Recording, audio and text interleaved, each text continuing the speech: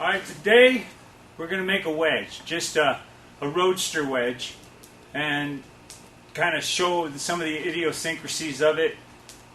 We're not going to do the whole shoe because we can make a 3-hour video on making the whole shoe a Roadster, but I think we've got a video on heel cocks, and we can go into some other aspects on other videos, but the wedge is pretty much kind of a secret to some people. As you can see by this toe bend that we have got an incredible amount more steel on the outside than the inside, and that's one of the ideas of a Roadster, is to teach you the offset and to understand how much more foot there is on the lateral side than the medial side. On the lateral side, you would turn up a heel cock, which you turn up about this much material, and you're already that minus that much material. So, not to mention the fact that it takes more material to go around the perimeter edge of the foot. It takes more material just because it's a heel cock. A wedge, on the other hand, is we're going to take the material from the top surface of it, so we don't lose any material as far as length goes. We pull, we're going to safe it up and make a knife blade maneuver on the anvil, and then what we'll do is we'll set it down over the edge of the anvil. So a shoe, this is 12.5 inches. A shoe this size, with 1/2 by 1, you should have plenty of material to pull the knife blade up and get material and not lose your weight bearing. On anything bigger than this, you might want to put a little bit of a bump in here so you have more material to knife blade. There's a million different ways to make a wedge. This is just one that I've found that works for me. When you're hitting the edge of the anvil, you've got to make sure that you don't overdo this maneuver, because this just shears right here, and you shear material, and that corner keeps on slipping this way, and you lose material. So you want to make a good collar before you actually you go to hitting against this edge. So the more material you can get up this direction, the better the collar, the less you'll have shearing right there. You'll have more strength. Alright, we're going to take my hammer, and I'm going to hit at an angle, pulling it out. I'm pulling it this way. Then I'm going to pull it this way.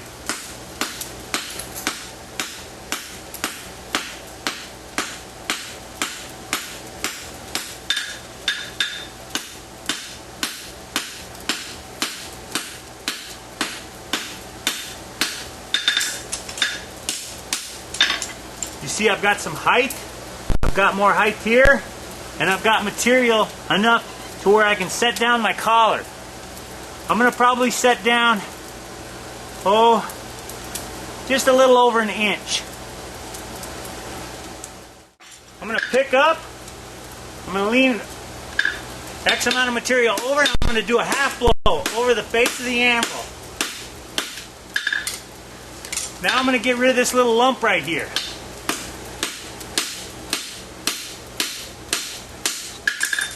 Come in again, flatten it all out. I'm going to lean here, I'm pushing with my tongs. I'm going to hit right on the edge, and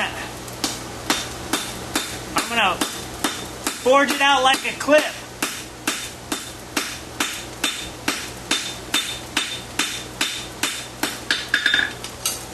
Now I got plenty of height. What I want to do is I want to get rid of all the puckers in here. So I'm going to come on the side.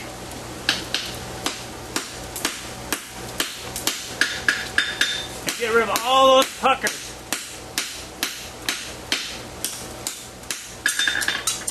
You can see I smoothed it up.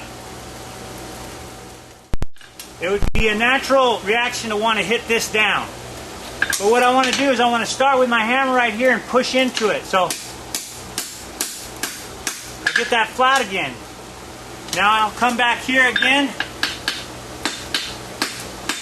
strengthen that back corner up, come right here and flatten the whole thing one more time.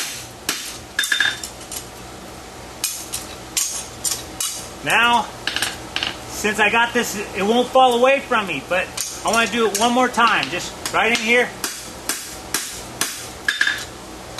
and then come back right in here.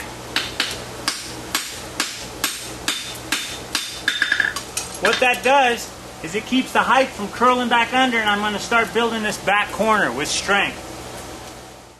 I'm going to come right in here, flatten up my shoe just right to the front of the wedge. Flatten it up right to the front of the wedge. Narrow up the top of it. Narrow up the top of it. And you can see, lock that corner in. Now you can see I'm going to pull with my hammer a bit.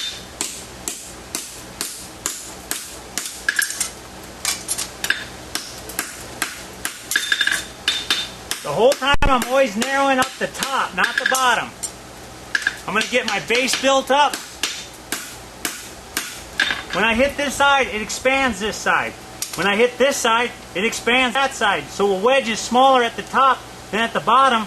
It just makes more sense to hit the base than it does the top. Again, narrow up the top of it.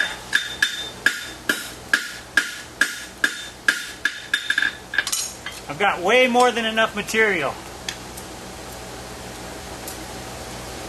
So now I'm going to start taking the edges off. When I say taking the edges off, taking all four corners. This corner, this corner, this corner, and this corner. Establish my corner. I'm just going to push down on that. Now I'm going to hold this up. The anvil is going to be the slope of the front. My hammer is going to come up at an angle like this to be a slope from the back. So I'm going to come up, taking the edges off, spinning it the whole time. You can see how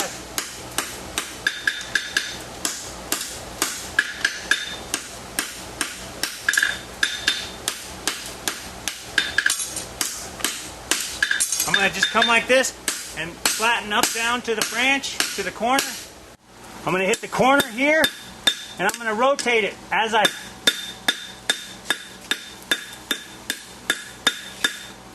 What that does is that cleans up this corner to where that corner is nice and tidy and you don't keep rolling up onto a new corner every time. Again, just a half blow, not real hard, just enough to establish a nice tight corner. Alright, I'm going to keep the shoe perpendicular to the anvil, and the outside edge I'm going to lean it over. This will be safe. Lean this. The whole time I'm trying to make this grow bigger so that I can afford to do this.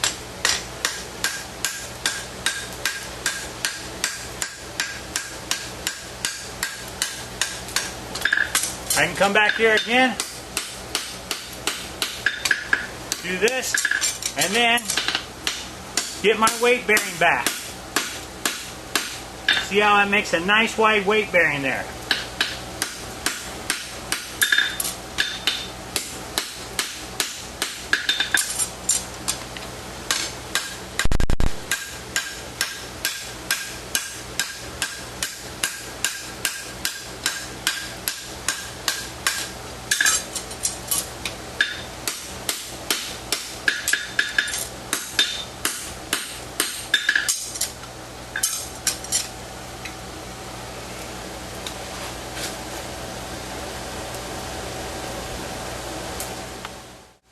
Right off the bat, I'm going to come out, flatten up to the wedge,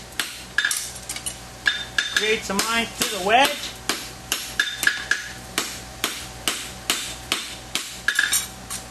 and then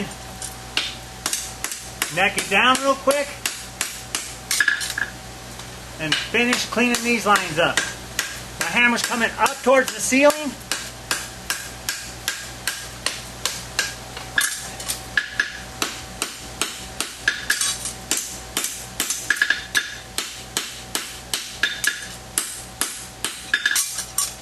Get this little pucker out of here.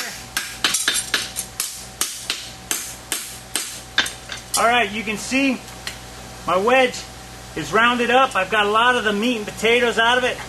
I need to have it be long this way so that when I rasp it, I can put a slope on it and I don't lose the top. If I don't have a lot of material on the top, by the time I'm done rasping, I have a little pin of a head at the top, which is not practical.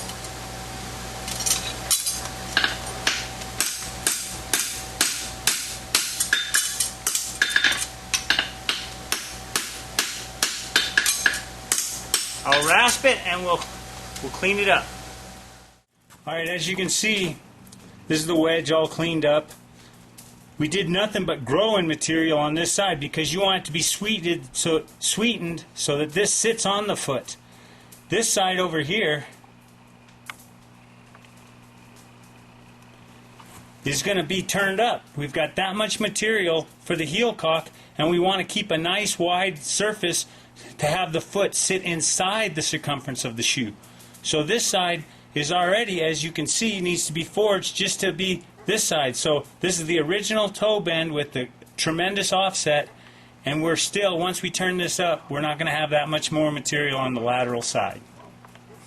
A wedge is always making material and growing. Okay, a wedge is meant to keep a horse from brushing, and you don't want it to come out at the same angle as the heel caulk. You want it to be leaning in, leaning forward. Basically, it levels up the foot, and it's just so that whenever the foot comes right in here, it doesn't mark up the inside of the leg when a horse moves real tight. So if you look at the top view, it should be pretty much no extension or exaggeration of the foot, but actually coming in as a safing mechanism. Should be nice and round to where it doesn't have any kind of catching, and then be small enough to fit the commissure of the frog.